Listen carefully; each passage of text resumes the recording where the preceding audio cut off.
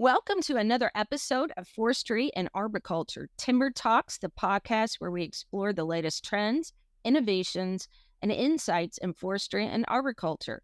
I'm your host, Mindy, and today we have a unique and esteemed guest with us. We are honored to welcome David N.Bengston, an environmental futurist with the USDA Forest Service.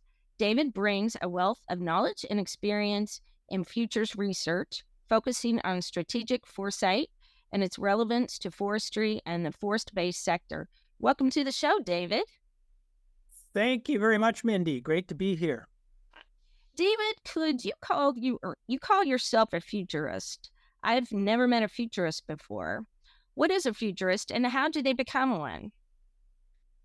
Well, most people haven't met futurists, so don't feel bad about that. But so how did I become a futurist? It's a story that goes way back because when I was in high school, believe it or not, early 1970s, my father was a member of the World Future Society, which was new back then. It was a new organization. Futures was just getting started in the late 60s and early 70s. And because he was a member, he was a businessman and he belonged to the World Future Society. And we got the Futurist magazine every 2 months delivered to our house. And I would read that every issue because I found out there was this whole world that was really intriguing to me. There were people who called themselves futurists. Some of them were consultants, some worked for big companies, some worked for the military, and they wrote interesting articles in this magazine. And so then eventually when I was an undergraduate, I tried out a few majors, but I ended up developing my own individually designed degree in future studies because there was nowhere you could get a bachelor's degree in future studies. Today, there's a few places where you can get graduate degrees in futures.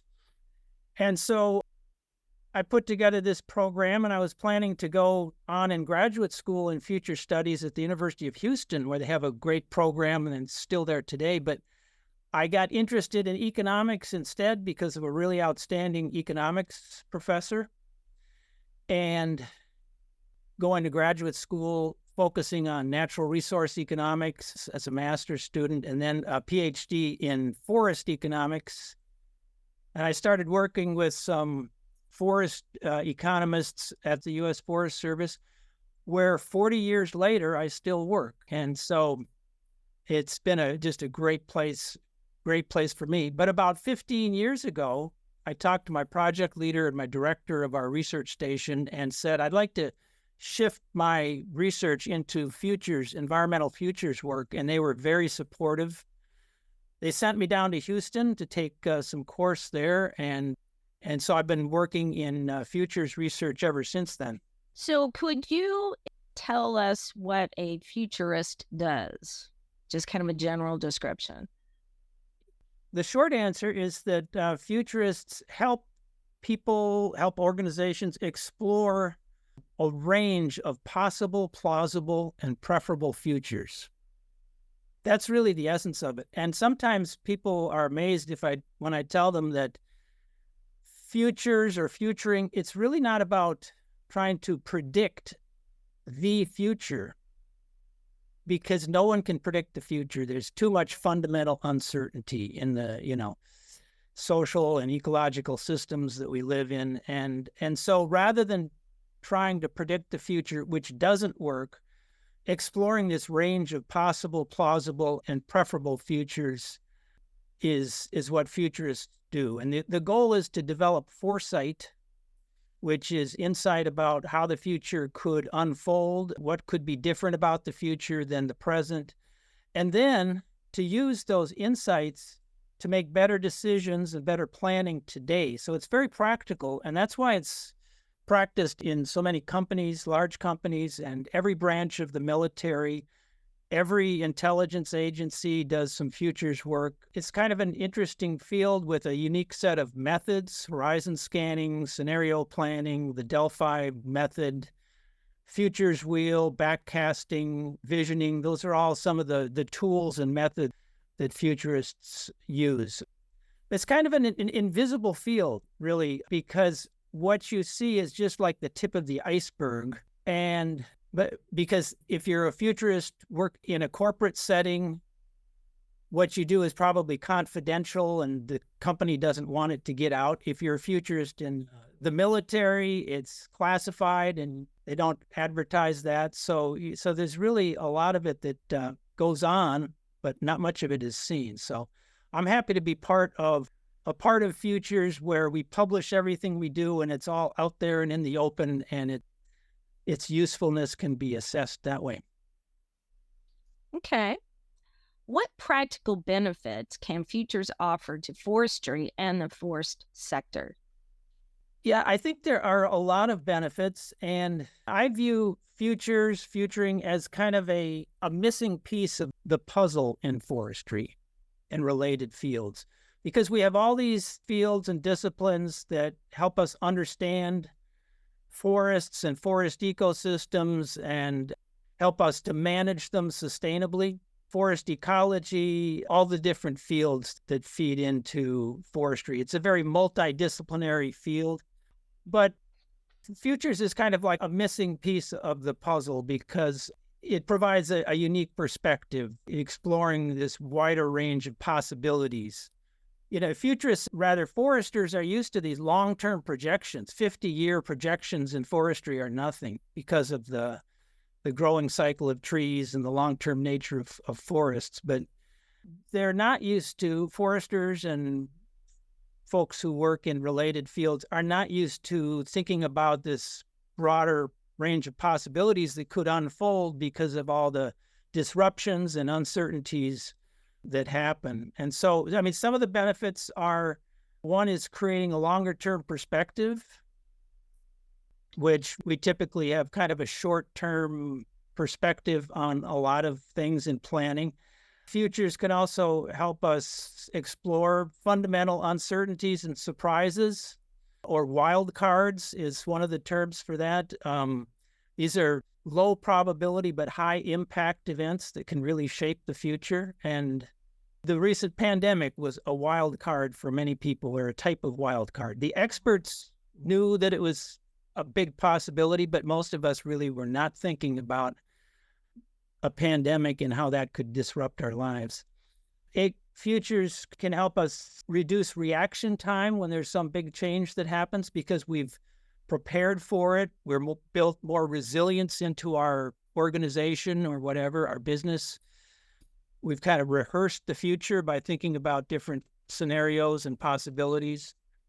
And so that's a useful benefit. It can also help anticipating unintended consequences or unanticipated consequences. And there's a tool that I've used a lot called the futures wheel, which is like a structured brainstorming process. Brainstorm about the possible direct and indirect, positive and negative impacts of some change. And so that really reveals the unanticipated consequences. Any type of change, a new technology, a new policy, it could be anything. And then finally, another benefit that I see is futuring can help people think about and explore a preferred future, a positive vision for the future, which is really critical in any organization, or even for individuals. We need to have that positive vision of our personal future, as well as organizations. If they don't have a vision, then they're just floundering. So those are some of the important benefits that I would mention. You recently published an article in the Journal of Forestry titled Emerging Signals of Change That Could Shape the Future of Forestry. Could you tell us about some of those signals of change? Yeah, that was part of our horizon scanning work that we do in this small futures group that I'm part of. And it's called the Forest Futures Horizon Scanning Project. And we published a number of papers on this and had a number of products. That Journal of Forestry paper was one of the recent products of this work. And so horizon scanning is one of the main tools in futures.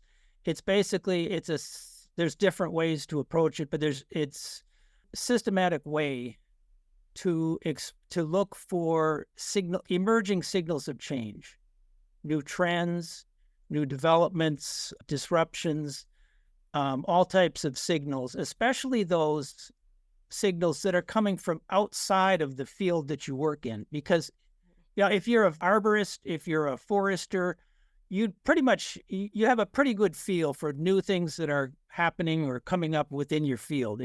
If you're good at your job, you do, because you listen to podcasts like this, and you read newsletters that you get in your inbox and magazines and journals, and you talk to your professional colleagues, but you may not be aware of things, developments, new technologies that are happening externally in completely other fields, like artificial intelligence. Maybe you're not paying attention to that and how that could affect your work in a few years or however many years, maybe sooner than that. Yeah. Yeah. So horizon scanning, it's a really useful tool for that. And so we have a team of volunteer scanners, really diverse team. Some of them work completely outside of forestry. Some of them are retired forestry professionals. And they search a broad range of information sources, looking for these signals that might be important. When they find something, they post it in a database that we have, and then we go into that database. Right now it has almost 4,000 signals of change. Yeah, then they're not all unique. Some of them are about the same signal, but we keep seeing the same signal. That tells us something, that maybe this is increasing importance and it's more likely to happen. And so we go in and analyze the database and look for some key signals. And then, so that Journal of Forestry article was an effort to do that. We identified 15 key signals of change that could shape the future of forestry. And so a couple of those, I'll just mention a few of them. Stop me if I'm going on too long here. But one interesting one is exoskeletons. Are you familiar with that? I know what an exoskeleton is, but I don't know how it applied to forestry. But and some creatures have, some like insects have exoskeletons. Yeah. But these are wearable devices that can increase human strength and endurance. And there are. It's like Alien. The Alien movie had. Yes, I know exactly what you're talking about. Sigourney Weaver at the end of Aliens. That was classic. Yeah. And so there are devices like that now, not quite on that scale, but some of them are, you put them over your shoulders, and companies like Ford Motor has used a type of simple exoskeleton to help workers in their factories who are doing repetitive movements, and it reduces injuries, reduces fatigue. The military is developing and has developed some exoskeletons to help soldiers carry heavier loads, run faster, all kinds of, you could have a super soldier because they have this exoskeleton suit, which provides a lot of assistance to them. And so, I mean, in natural resource fields, wildland firefighters could really use something like that. All the equipment that they haul around, loggers and arborists and the work that they do, this would relieve a lot of fatigue and help with injuries. Outdoor recreationists, maybe search and rescue activities where you could cover more ground, helping people with disabilities get out in the woods because they can wear an exoskeleton suit. And so there's a lot of potential uses for it. That's one emerging issue, exoskeletons. Another is passenger drones, sometimes called VTOLs, vertical takeoff and landing vehicles. And there are hundreds of them being developed by companies around the world.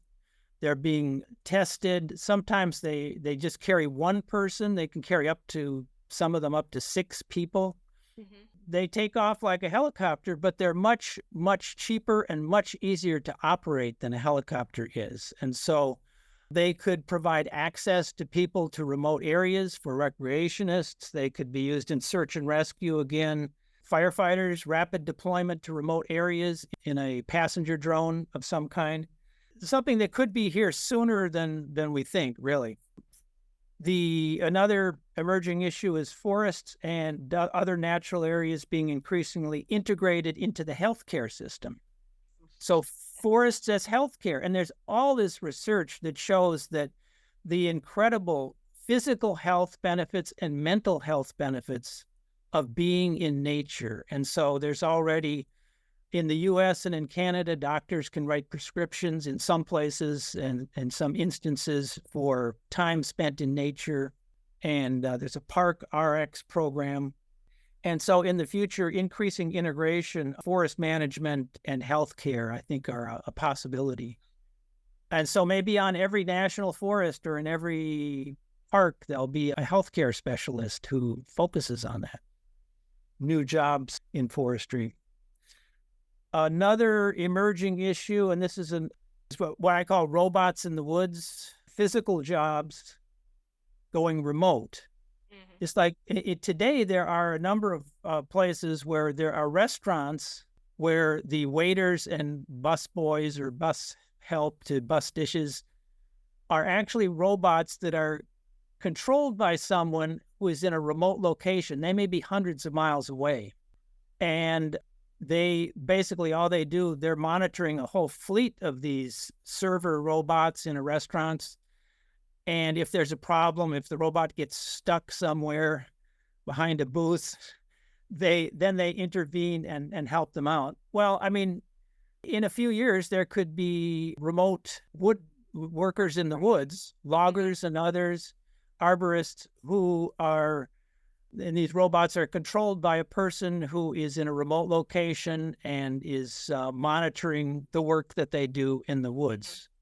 So that's one. There are lots of others. Lab-grown wood or factory-grown wood is one that you may have heard of. The genetic engineering of trees to mitigate climate change. Abrupt climate change is a wild card that I'm particularly interested in. You know, I mean, we've had climate change to date has been really gradual. Mm-hmm. But throughout geological history, there have been many periods where the climate has changed very quickly, sometimes just in a matter of a few years.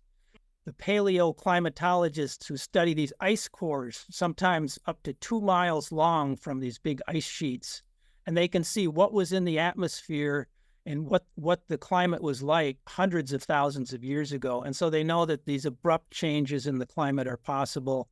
That would really disrupt a lot. Yeah. So those are a few examples.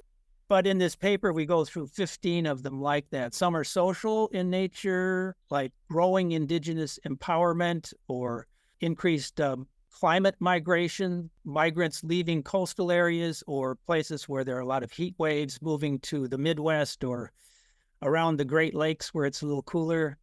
Some are new technologies. And so it's quite a range of emerging signals of change that we talked about in that paper. Well, the Park RX that you brought up, there's a state park close to where I live, and it's named after a gentleman who in the 1930s was sick, and he kept going to his physician, and the physician got to the point, I don't know what else to tell you to do. So he told him to go out in the woods for 30 minutes a day. And then he just increased his time. Then he developed an interest in becoming a naturalist. And so he became a naturalist in our area, and they named a state park after him. So that Park RX made me think about kind of sometimes what is old is new again type of concept, how certain things circle back into our lives and prove to us that there are valued to the woods or herbs or, a menagerie of different things. So right. Yeah. And there's so much research that backs that up nowadays. It's just incredible the amount of research that's been done on this. The physical and mental health benefits are amazing.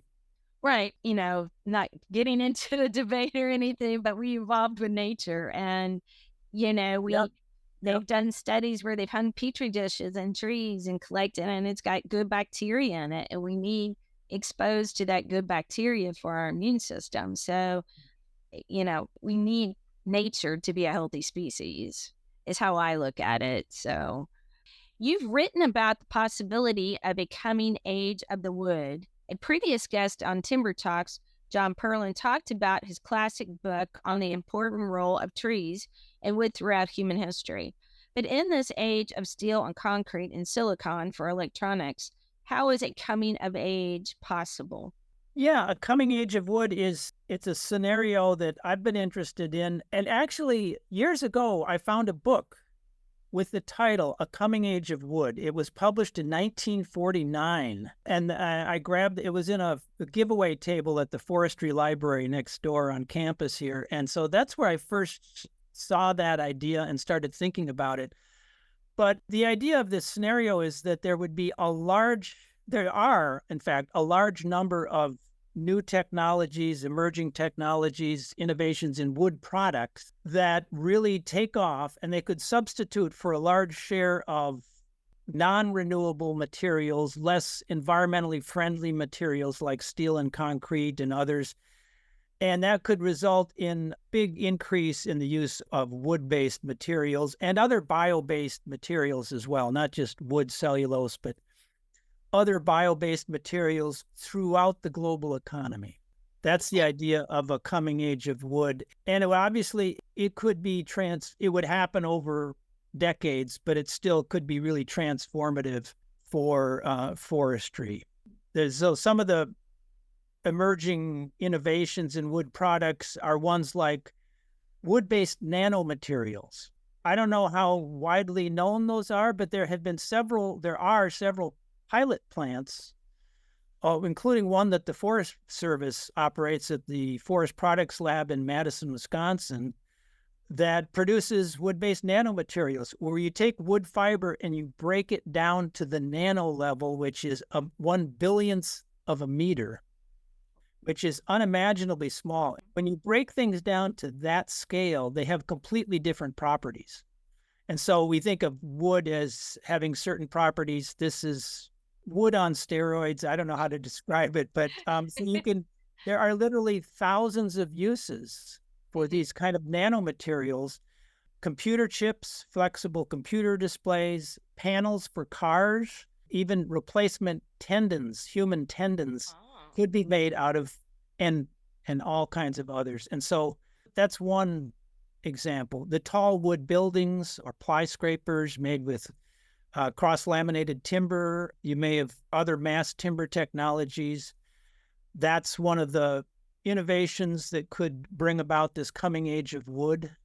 We have one in Minneapolis here. I work in St. Paul, but I live in Minneapolis, and downtown Minneapolis has a tall wood building. There are quite a few of them around the country and around the world. And they're fire resistant. They're as strong as structural steel. They greatly speed up the construction process. They have a much lower carbon footprint. So the tall wood buildings are really an interesting development, I think. Another one is transparent wood that could substitute for glass. That produced using a process that chemically removes lignin from natural wood fibers. And so you can use it to produce clear windows or solar cells. And so that kind of blows people's minds sometimes to think of glass made out of wood.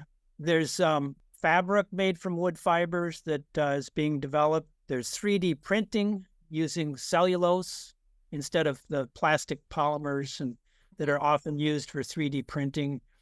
There's biodegradable electronics made from graphene from wood in a process that some scientists at Rice University have created. This one sounds really wild, but believe it or not, nails made out of wood that are compressed with a resin so that they're extremely hard and allows them to be driven into timber without drilling pilot holes with a nail gun. So even wooden nails driving into wood. There are dozens and dozens of these kind of innovations in wood products that, if they really were to take off, and the reason for them to take off is that there's pressure to move away from these carbon-intensive materials like steel and concrete, and to replace them with nature-based, bio-based materials as well. And so that could really increase the demand for wood and wood fiber. There would have to be massive reforestation and afforestation efforts to meet that demand, and better utilization of the wood that we have. So much of it is wasted. And so that's the coming age of wood scenario. Hmm. I could also see there being a conflict between, because in my area, houses, apartment buildings, I mean, they're just popping up everywhere. And, we've only got so much land. There's one area that's been a forest for probably 50 years. And so they're just taking the trees down to put another apartment building up. So I could see where there could be a conflict of we need to plant more, but we're, eating our land up with urban development. Yeah, a lot of challenges. Yeah, yeah, a Yes. lot of challenges. You wrote a blog post a few years ago about Rip Van Winkle futures, which sounds intriguing. What's that about? Yeah, Rip Van Winkle, remember him? He was Yeah. this character. Washington Irving, I think, was the author who, in the early 1800s, mid 1800s, wrote this story about Rip Van Winkle. And for me, it's kind of a metaphor, or it's a principle for understanding how much things can change, a principle for thinking about the future. And so Rip Van Winkle was this colonial era guy who kind of a slacker, and he goes off into the woods, into the mountains, and mysteriously falls asleep for 20 years. And then when he wakes up to a brand new world. So much has changed in 20 years. The main thing that's changed for Rip is that there's been a revolution, the American Revolution. King George III is no longer in power, and George Washington's portrait is in the tavern in town instead of a portrait of the king. And so a lot has changed in 20 years. There was one of my mentors in futures, Earl Joseph, and he was a corporate futurist in the Twin Cities. He worked for, it was Univac, which became Sperry Univac, which became Unisys. Anyway, he worked for them, and really creative guy, and he gave a lot of public talks as well. And he had this catchphrase that was sort of like, that was almost anything is possible in 20 years. And he meant that literally. And he had these examples of things like the Manhattan Project, which when it was being discussed in the scientific community, there were these world-renowned physicists, a few, who said, this is impossible. It can never be done. You're wasting your time and money. During this war effort, you should be focusing on other things. And in just a few years, it happened. And also the moon landing. It's 1961. President Kennedy announced this audacious goal to put people on the moon before the end of the decade. There was almost no space program in 1961, virtually nothing. And with the limited technology and limited computing power they had then, 1969, Apollo 11, it happened. And so there are a lot of examples like that of change that happens in less than 20 years that can really be remarkable. And so that's Rip Van Winkle futures. And it's something that gives me a little hope about positive change that can happen. Doesn't always have to be positive change, it can be negative change as well. But Right. but I like that as a principle for thinking about the future and for sort of expanding what they're willing to entertain about how the future could be different. And if we think about like I think about what my great grandmother saw in her lifetime. She saw the right for women to vote. She saw electricity. And it seems every generation, it speeds up quicker and quicker, I think has changed my lifetime. And so, I'm not always looking for the change. So I'm not always aware of the change. But when I think about how things used to be to how they are today, like my dad still has a house phone. So, you know, that's what he wants. I'm fine with that. Just how quickly things change. And like I saw drones first coming out, I told my husband, I'm gonna have me one of those. And it's gonna be used in ag. And he looked at me like I was crazy. And I was like, mark my word, it's coming down the pike. And, so as soon as I was able to buy, I've got 3 drones. I bought my drones and started because that's the technology. And actually did a business competition for a wearable drone and People looked at me like I was crazy. And I was like, I had all sorts of like, you could use it for tourism, that you could rent a wearable drone and it could take you out and use augmented reality and I just had this entire plan. And then using a wearable drone for either a senior citizen or a person who had autism, and have a sensor on a doorway. And that way, if they got out, the drone would automatically go up in the air and you would have some time that you could track them. That's a lot better than what we've had in the past as far as people getting out and stuff. But it's Right. just amazing to me how quickly things change in all sorts of arenas, like in education and using virtual classrooms and stuff. And like us doing this, I mean, wasn't that long ago we couldn't do this. Yeah, it's really important to be willing to think about this broad range of possible and plausible futures that could develop. And by thinking about them, by developing scenarios for those futures, you can be better prepared for them and better decisions today. You and some of your Forest Service colleagues created a board game to get people thinking about forestry futures. That's not something I would expect for government researchers to create. Tell us about this game and what you see its use, how you would use it. Is it just for adults or could Yeah, high schoolers could definitely use it, but it's not a kids game. It was a really fun project developing this board game. It's called Impact Forestry Edition. But it was fun, but it's also a serious project because it's part of a field called serious games, which is actually a big field, that games that are designed to be both engaging and fun and entertaining, but also have a serious purpose, an educational purpose. And the thing is that people learn better when they're having fun. That is, they can engage them and engage different parts of their brain, and in ways that others sitting in a lecture just doesn't have the same impact as playing a game when you're learning the same principles or the same material. And so in gaming, serious games go way back in history to military war gaming. That was really maybe the first kind of serious game. So in our game, each of the players has an avatar that they're assigned. This is like a character from the future who has a job from the future, like a smart forest technician, nature epidemiologist, future generations representative, jobs that don't exist today, but in 20, 30 years, they could. And so each of these characters then has a preferred future.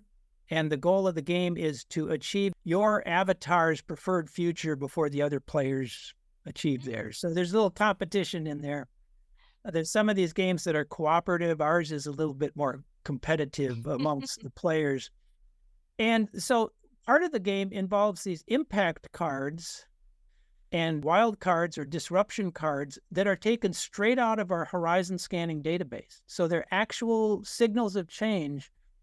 And by integrating those into the gameplay, it helps people see that, wow, this is something that's actually beginning to develop already. It's not some pie in the sky thing that someone dreamed up, but it's actually happening. And so that helps them think more broadly. And so we've used this game in workshops, like foresight workshops. We've used it before scenario planning exercises. And the idea is to get people primed to be thinking more creatively about the future. And it does seem to really work pretty well. We've gotten some good feedback from people on that. There's also a print and so we have physical board. I have one on in my shelf behind me here, a boxed board game, but we also have a print and play version that I'm happy to send to anyone. Any of your listeners who are interested could email me and I could send you the PDF. You just print it out and you cut out all the cards and pieces. That's a lot of cutting. And then it has the instruction booklet as well, and you can try it out and see if it's useful. I was just kind of envisioning that I used to teach environmental science, and I would have used something like that for kids to explore future careers type of thing. What type of skill set would this type of person need for the future type of thing? So that's why I brought up about high school. Artificial intelligence is an emerging technology being applied in almost every field today. How do you think AI could affect forestry and the forest-based sector in the future? I think it has the potential to affect just about everything in forestry and in so many areas because AI can do a lot of things with really great efficiency and accuracy, including forestry, the tasks in forestry related fields. So it could have a big impact. It's beginning to have some impacts already. But so one thing about AI is that there are three types of AI that are usually distinguished. What we have today and all we have today is weak or narrow AI. And that's artificial intelligence that does just one thing, a single cognitive function, like expert systems, speech recognition, looking for patterns in a big database. And so it does that one thing and it does it really well. So that's narrow AI. Artificial general intelligence is AI that would match or exceed human performance across a whole broad range of abilities and cognitive tasks that we don't have. There's some AI researchers who think that we'll never develop that. But again, a lot is possible in 20 years.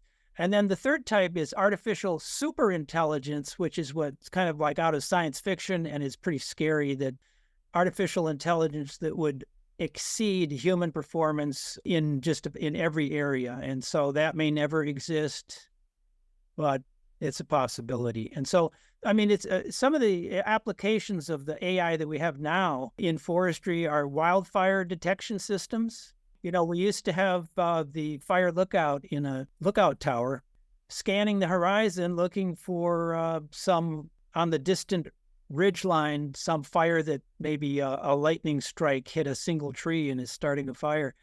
Now AI can do that. We still have, in the Forest Service, there are still a very few human lookouts in remote areas, but AI is replacing that, and sensor technology that can identify fires early, assess their threat, pinpoint the exact location, estimate the speed and direction of spread of a fire, and communicate all that to people who will then get the ball rolling if there's a need to suppress the fire.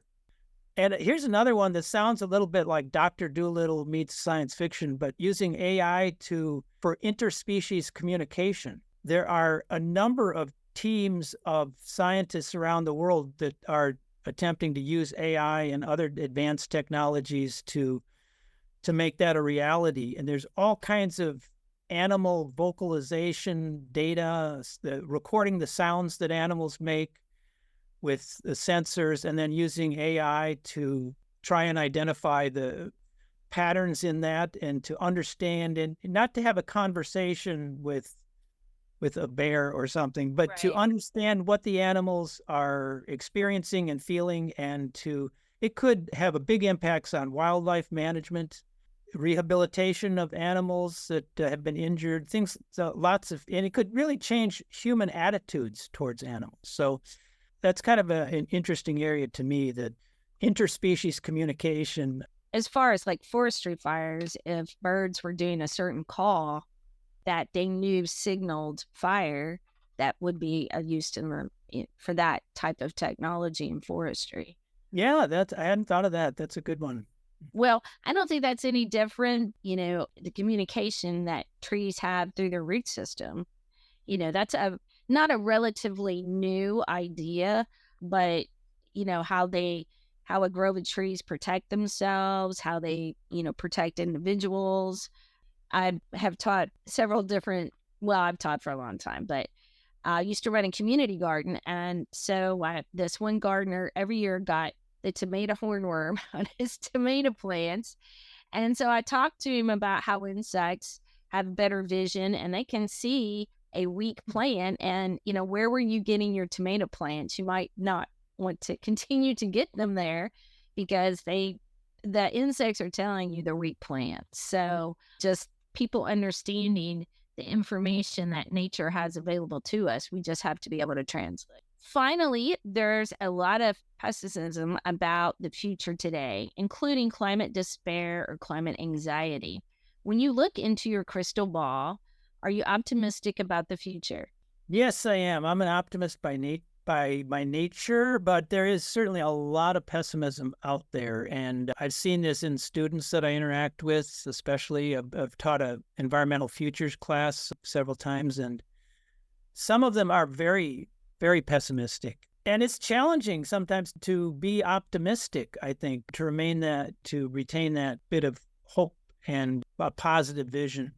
But one of the ways that I do this is and it gets back again to our horizon scanning project, which is intentionally paying attention to both positive as well as the negative signals of change and seeking out the positive ones, because our natural inclination is there's a thing called negativity bias, that we pay a lot more attention to negative news and signals. And that's the way our brains evolved, to pay attention to threats in our environment, maybe a large predator or something. And so we're always on the outlook and paying much more attention to those negative signals. But if we make a conscious strategy to pay attention to positive developments that may be staring us right in the face, but we're not thinking about them. And so in our horizon scanning database, we have scores of signals that could be really seeds of positive climate future. And so we also collect the negative signals, but it really does make a difference for me to think about all of those things some of them are technological developments, some are like changing social attitudes. The youth climate movement I find is really inspiring. It's around the world.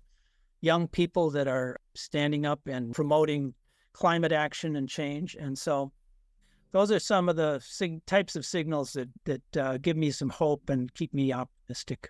This time with the youth, getting more interested and sort of trying to come up with some plans to try to improve this situation kind of reminds me of the 60s, the flower children. And, they were environmentalist type of thing. And it seems to be coming back around, but with a different twist to it.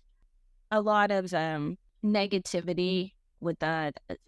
Some people just throw their hands up, and I personally can't do anything, so I'm not going to work, that type of thing. And I was in a graduate class, and we went to CAFO, which is Confined Animal Feedlot Operation, that was owned by Tyson, but they had talked a farmer into raising chickens, but that's another story. And it's in this community, it's really sad what has happened. So we went to this world famous barbecue place, and we're sitting there eating barbecue chicken, and 10 minutes ago, everybody was like, we're going to, picket Tyson and burn him down and all that stuff. And we're sitting here having chicken with my vegetarian professor.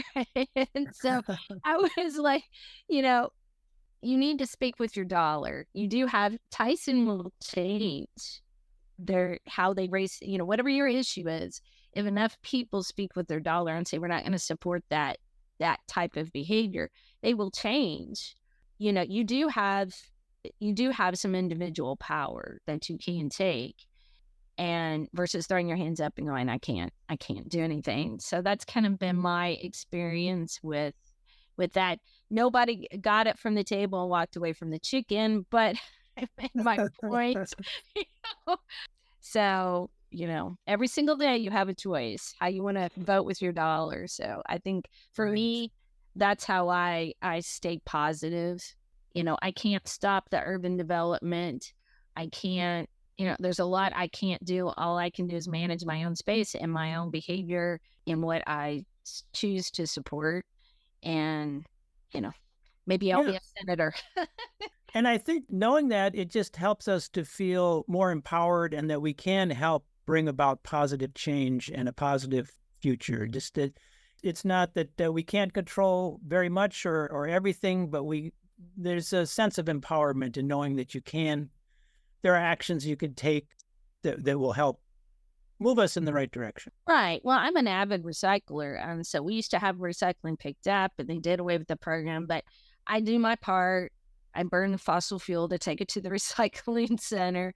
But, I control what I can control, and what I can't, is for a higher power, I guess you could say, versus sitting back and going, I can't do anything. Well, thank you so much, David, for sharing your valuable insights and expertise today. It's been an enlightening discussion, and I'm sure our listeners have gained a lot from it. For those who want to learn more about the USDA Forest Service and their work, visit their website at USDA Forest Service. Don't forget to subscribe to Forestry and Arboriculture Timber Talks for more episodes featuring experts in the field. Until next time, take care and keep our forest thriving.